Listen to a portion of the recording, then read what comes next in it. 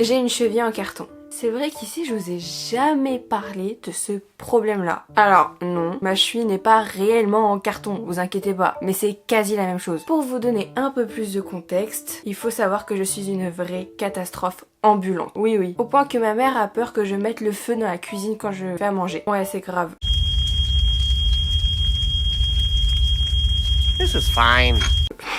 L'histoire de ma cheville commence à peu près aux environs du CM1, donc ça remonte. On venait de déménager avec ma famille et pour cela, j'avais dû changer d'école. Malgré ce changement, je suis toujours restée très proche de l'une de mes meilleures amies d'enfance et on se voyait très souvent le week-end. Un jour, sa maman nous a alors proposé de partir une journée chez l'une de ses amies. Avec ma meilleure amie, on était toutes contentes parce qu'elle nous avait dit que la dame avait un grand jardin. On s'imaginait déjà à faire plein de cabanes, jouer à l'outouche-touche, faire des soupes d'herbe et de gravier, bref, une après-midi idéale pour nous. Et juste avant de partir s'amuser dans le jardin, la copine de sa mère nous avait bien averti d'une chose. Faites gaffe, il y a des trous de taupe dans mon jardin. Nous, on est partis sans trop y prêter attention parce qu'on était bêtes et pas du tout responsables. Et ça ne l'est toujours pas. On jouait tranquillement à l'outouche-touche jusqu'au moment où le drame s'est produit. Je courais près de ma copine quand soudain, ma cheville a décidé de prendre un tout autre chemin de vie que le reste de mon corps. Elle s'était faufilée dans un trou de taupe et ma malléole a touché le sol. Je me suis écrasée au sol comme une petite crotte et j'ai commencé à rigoler parce qu'en vrai la chute a été ridicule et très drôle. Jusqu'au moment où je me suis rendu compte que ma copine était partie pour toujours. Elle m'avait laissé là, dans le jardin. J'ai attendu là très longtemps, mais genre pendant presque 30 minutes, qui m'ont paru une éternité. J'étais là par terre, assise, à regarder les oiseaux et j'étais en train de me dire punaise il est beau le ciel, j'ai mal à la cheville quand même. Pourquoi mon cœur il bat dans ma cheville en fait? Alors certes, j'étais pas très fut-fut à cette époque-là, mais j'étais quand même assez réfléchie pour me dire qu'il y avait quand même un problème. Quand on voit un pied qui est retourné avec une cheville qui gonfle énormément, c'est pas anormal, ça j'en étais sûre. Après ce long moment d'absence très humiliant, ma copine est enfin venue parce qu'elle s'est quand même posé des questions, je pense, j'espère. Elle m'a aidé à me relever et on a commencé à sautiller jusqu'à la maison. Je dis bien commencer parce qu'on n'a jamais fini. On s'est vite arrêté parce que la moindre vibration du sol me faisait super mal. À la place, on avait trouvé une autre solution, beaucoup moins efficace et beaucoup plus catastrophique que la première, mais on trouvait que c'était plus ingénieux.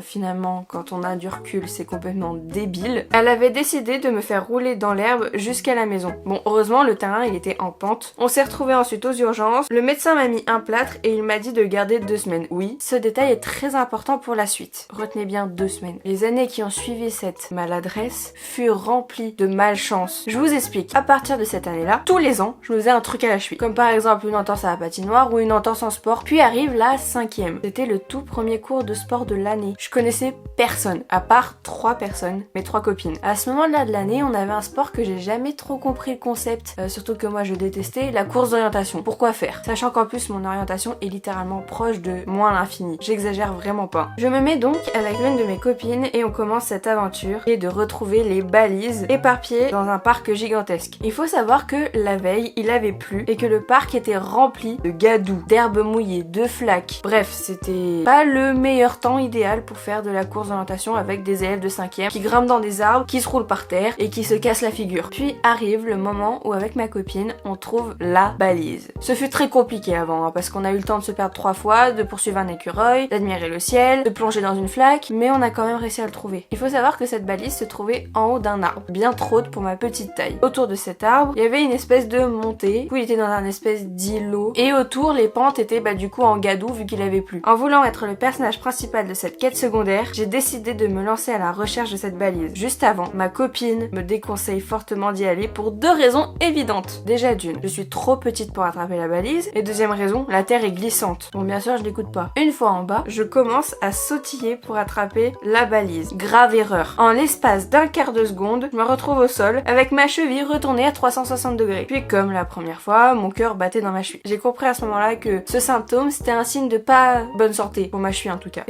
Ça va? Je peux te relever?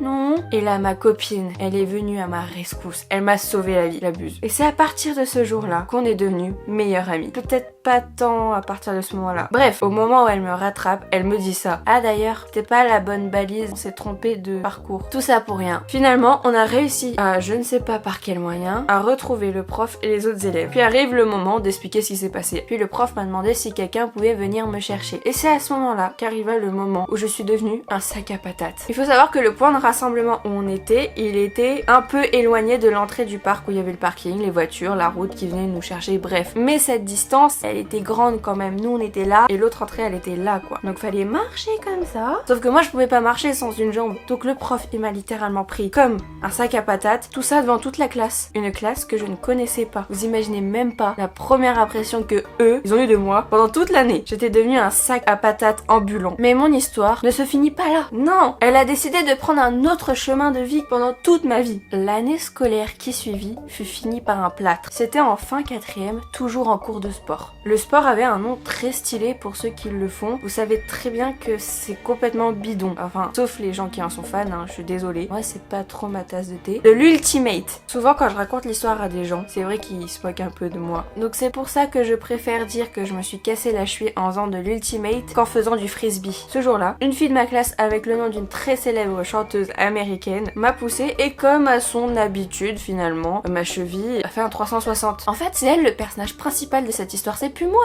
c'est ma cheville. Après, pour aider le prof de sport, c'était un autre que celui d'avant. Lui par contre, il était moins courageux, il était un peu plus en carton. Il avait fait le meilleur plan de sa vie dans sa tête. Il allait ramener la classe au collège et il allait me laisser toute seule là au stade avec une cheville cassée. C'était son plan. Mais heureusement que j'ai des amis capables qui sont restés avec moi jusqu'au bout. Elle est gentiment restée assise à côté de moi jusqu'à que mon père vienne me chercher et qui m'amène aux urgences. Bon bah du coup résultat je me suis retrouvée avec un plâtre. Donc la 4e c'est fini, la 3e aussi parce que je me suis rien cassé. Pourquoi? J'étais dispensée toute l'année de sport pour plus que je me la pète. Toute cette histoire parce que j'ai gardé le plâtre que 2 semaines, ouais, et que ça l'a mal soigné parce qu'on me l'avait enlevé trop tôt. Moralité de cette histoire, ne gardez pas un plâtre 2 semaines. Non, je suis pas médecin mais je suis sûre de cette info. Merci beaucoup d'avoir suivi cette vidéo. J'espère qu'elle vous a plu et à plus pour de prochaines vidéos.